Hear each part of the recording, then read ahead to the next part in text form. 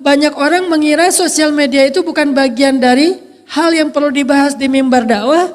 Kenapa kok bisa dianggap sosial media nggak perlu dibahas di mimbar dakwah? Padahal orang Indonesia menurut survei, orang Indonesia itu pakai sosial media dalam sehari minimal, bukan minimal, rata-rata 6 jam. Ini survei tahun 2018, kalau sekarang mungkin udah nambah. Sosial media dipakai oleh orang Indonesia rata-rata sehari itu 6 jam. Ada yang lebih, ada yang kurang. Bahkan dulu kita menganggap sosial media ini identik dengan anak-anak muda. Kalau sekarang udah banyak nenek-nenek milenial yang mereka lebih update lambe turah daripada kita. Saya pernah sama istri lagi ngobrol gitu kan, terus kita kayak gak sengaja jadi ngomongin trending topik tentang satu artis lah. Ini nikah sama ini loh, kita gak akan ngebahas sesuatu yang sifatnya aib. Kalau nikah kan bukan aib kan, si ini mau nikah sama ini, kok bisa sih gitu kan, segala macam lah. Kalau aib kita gak berani bahas, takut jadi memakan bangkai. Kalau pernikahan itu berita baik, dibicarain lah saya sama istri. Kebenaran salah satu artis itu nge-follow saya, jadilah kita ngomongin. Pas ngomongin, kata mertua saya, umurnya udah 60 tahun, oh enggak gitu ceritanya. Hah, saya kaget. Kok mertua saya lebih update daripada saya? Emang gimana Bu? Gini ceritanya, pembantu saya juga ngomong, gitu Pak ceritanya, pembantu lebih update daripada saya. Artinya ini namanya pembantu milenial, mertua milenial, nenek-nenek milenial. Sekarang nenek-nenek punya channel YouTube. Subscribernya gede. Artinya sosial media itu udah jadi realitas kehidupan kita. Jangan dipisahkan seolah-olah mimbar dakwah ini aib dan haram membahas sosial media. Sejak kapan? Bukankah mimbar dakwah itu salah satu mimbar narasi tentang kebutuhan masyarakat? Memberikan solusi dalam bentuk ajaran-ajaran moral, perilaku, sehingga termasuk dalam sosial media. Emang ada Ustadz ayat-ayat sosial media? Banyak. Cuman terjemahannya tidak diterjemahkan dengan bahasa sosial media. Like, mencari like dari Allah. Orang bingung, mencari like dari Allah. Sejak kapan Allah nge-like postingan kita? Gitu kan ya? Like itu kan bahasa Inggris, artinya suka kan? Salah satu cara mencari suka atau cintanya Allah gimana? Innallaha yuhibbut tawwabin wa yuhibbul mutatahhirin. Allah suka banget, cinta banget kepada orang yang bertaubat dan yang membersihkan diri. Berarti salah satu cara kita mendapatkan like dari Allah itu istighfar. Salah satu cara kita ngedapetin like dari Allah itu taubat. Ini yang ringan-ringannya, nanti dinaikin lagi tuh porsinya, ditambah. Gimana? Membahas perilaku kita di sosial media, cowok dan cewek. Salah satunya apa? Kalau kita chat, ada enggak fikih chat? Nah ini harus dibahas, kenapa? Ini perilaku, fikih chat syariah. Ada juga istilah kayak gitu ya, fikih chat syariah. Bukan chat fisabilillah ya, chat syariah. Gimana chat yang syariah? Terutama cowok sama cewek, jangan banyak pakai emoticon. Itu salah satu tutorial fikih chat syariah. Jangan kirimin emoticon. Kalaupun mau pakai emoticon cuma satu. Yang lain gak boleh. Cuman ini doang yang boleh. Makasih. Udah. Kalau mau agak sopan dikit, makasih, titik, titik, titik. Jangan makasih. Itu bukan sopan, tetapi maaf, agak sedikit gitu deh. Gak tega nyebutnya. Kenapa? Karena dia menggunakan emoticon. Mungkin bukan emoticon tapi i-nya kebanyakan. Apalagi pakai ch, makasih, yah. Bacanya juga keselak gitu kan ya. Apa ini yah teh?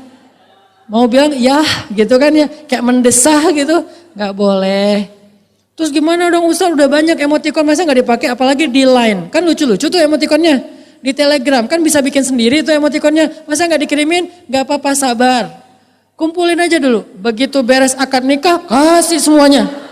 Emoticon, kirimin yang banyak. Sehari kirim 100 emoticon, mangga. Sampai dia enak dengan emoticon. Tapi sebelum halal, sebelum nikah cuman satu yang boleh. Makasih. Udah. Apakah ini bercanda Ustadz? Ya, tetapi serius. Kenapa? Dia perilaku. Yang dari situ muncullah banyak fitnah. Gara-gara emotikon ada yang kegeeran. Kegeerannya dibiarin terus lama-lama dia berharapnya lebih. Ternyata itu cuman harkos, harapan kosong.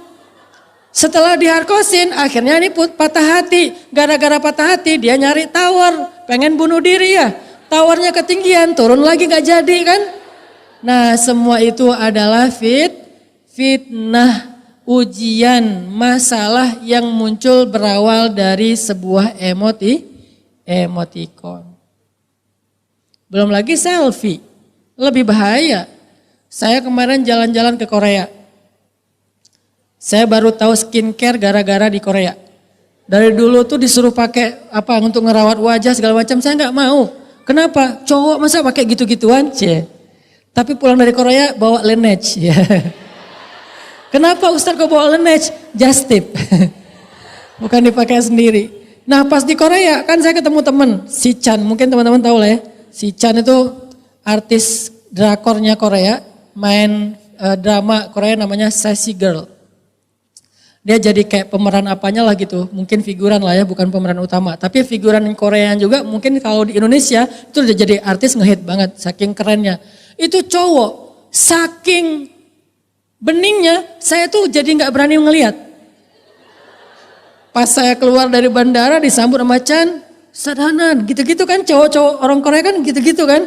Untung dia gak gini, kan kalau gini saya langsung, gitu-gitu. Sadanan gitu saya, astagfirullahaladzim. Terlalu mulus, terlalu bening. Jadi kita ngelihat dia tuh kayak, aduh kayak cewek Saking gantengnya jadi kita bilangnya cantik. Itu tuh terlalu bening, terlalu mulus. Udah, jalanlah kita main seru-seruan. Udah beres malamnya sampai di sebuah daerah anak muda banget di Korea namanya Hongdae Street. Masuk ke daerah Hongdae Street kita kayak nonton street dancer tapi yang cowoknya bukan yang ceweknya. Udah gitu kita duduk sebentar. Aku bilang ke si Chan, yuk kita selfie bareng. Dari seharian kita jalan gak ada selfie-selfienya. Oh iya ya Ustadz, pakai kamera saya aja. Saya pikir kamera dia karena lebih bagus kali ya. Enggak, sama aja sih biasa kan sama-sama pakai yang produk Korea gitu. Gak usah disebut karena gak di endorse. Keluar nih kamera dia nih. Saya pikir dia mau selfie doang, ternyata entar saya nyalain lampu dulu. Saya pikir lampunya flashlight kan, enggak, lampunya tuh sekeliling kamera dipasang lampu. Jadi itu Korea gitu banget coba. Di sini tuh dipasangin lampu nih. Jadi nyalain gini.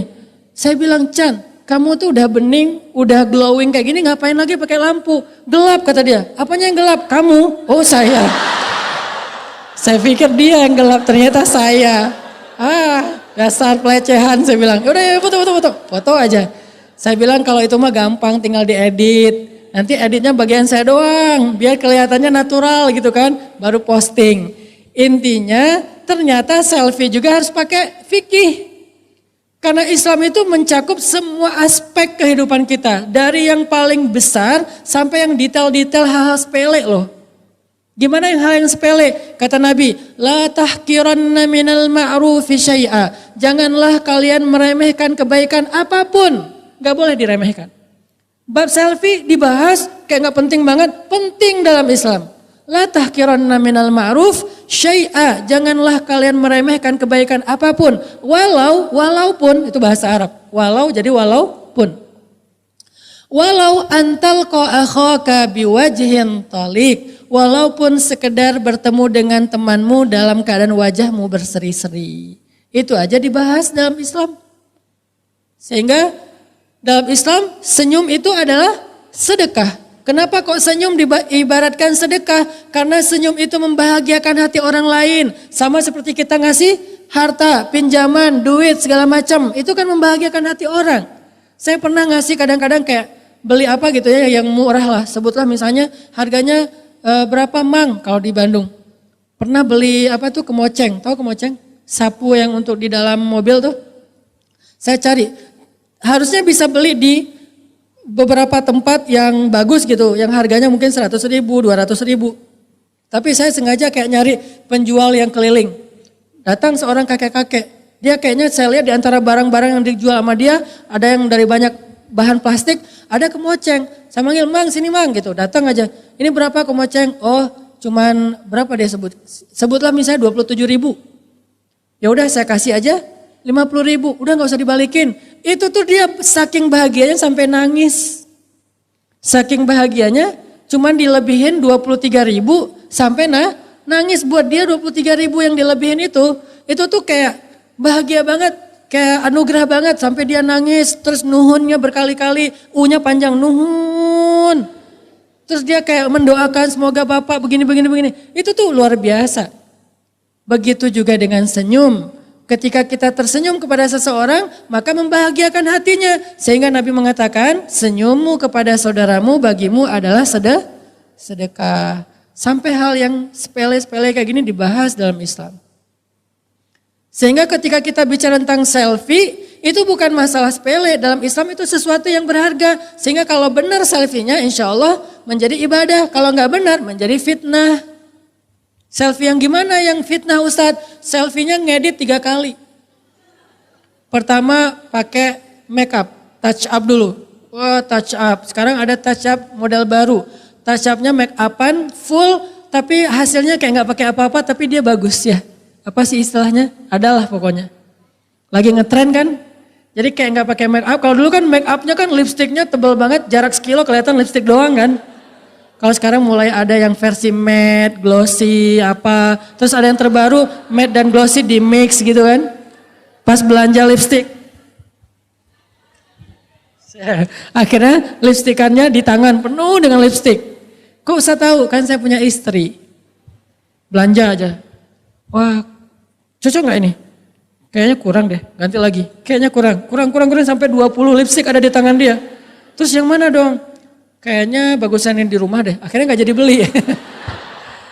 Artinya dia touch up habis-habisan, blush on segala macam, pakai eyeliner. Eyelinernya itu warna-warni.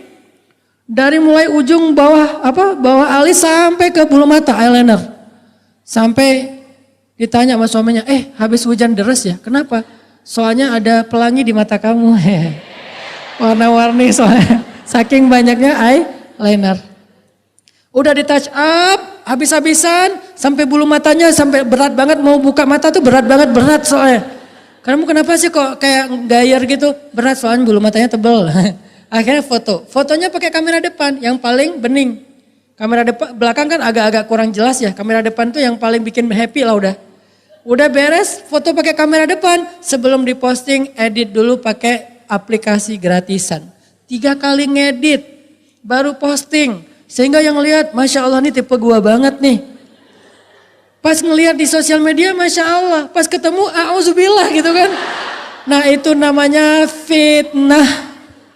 Itu namanya fitnah. Gak sesuai dengan aslinya. Karena aslinya, Masya Allah 2 kali lipat lebih cantik daripada hasil editan. Jangan seuzon dulu. Intinya teman-teman, selfie itu juga bisa jadi fitnah. Tapi selfie juga bisa jadi sesuatu yang baik kalau misalnya dia masih sesuai dengan syariah. Selfie gak usah terlalu berlebihan. Jangan selfie jaraknya dekat udah gitu. Ini tuh hanya dipakai buat yang halal. Kalau suami kita datang, boleh. Yang gak halal, udah gini aja. Gak usah diginiin, udah gini doang. Gini artinya apa? Kerdil. Apaan sih lo misalnya. Orang Arab kalau bilang gini artinya wait, tunggu. Ya Allah, lahzah. Jadi gini. Orang Korea jadi little love. Jangan. Kecuali buat pasangan, untuk anak, untuk keluarga. Boleh love. Apalagi yang kadang-kadang udah cadaran. Keren kan cadaran. Saya respect banget lah sama cadaran. Hidup cadar. Jadi cadaran jilbab buat saya sih dua-duanya syariah. Yang mau jilbaban mah enggak, saya mazhabnya mazhab jilbab. Tapi saya menghargai yang cadar. Cuman jangan sampai udah jilbab cadar pun fotonya lebih luar biasa. Wah kelihatan mata doang tapi matanya. Kok kamu ngedip sebelah? Soalnya sebelah mata itu aurat Ustaz. Yang enggak aurat cuma sebelah. Oh dia ngambil mazhab. Yang aurat itu sebelah kenapa nggak ditutup aja? Di Mesir itu ada cadaran tuh gini. Kenapa? Sebelah aurat, sebelah enggak. Ada yang cadaran gini, ada yang cadaran gini, ada yang cadaran juga buka tutup gitu kan ya. Artinya ini mazhab, ini tergantung mazhab.